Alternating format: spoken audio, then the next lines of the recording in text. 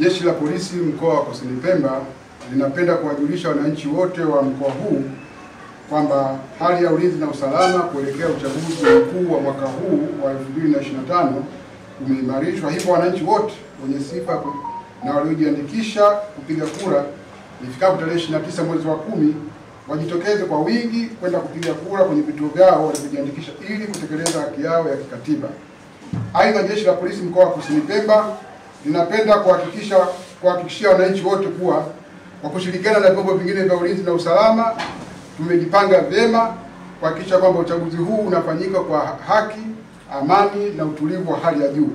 Sambamba na hilo, Jeshi la Polisi mkoa wa Kusini Pemba linatoa wito kwa wananchi kuwa kama kuna mtu au kikundi cha watu kinapanga au kitajaribu kufanya uvunjifu wote wa amani, basi Jeshi la Polisi lipo tayari kumshughulikia kwa mujibu wa sheria.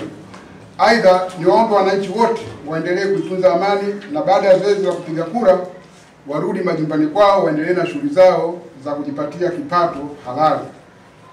Pia waendelee kushirikiana na Jeshi la Polisi kutoa taarifa juu ya vitendo vyote vyenye kuashiria uvunjifu wa amani na kutokubali kutumiwa na watu wachache wanaotaka kuvuruga amani ya nchi yetu.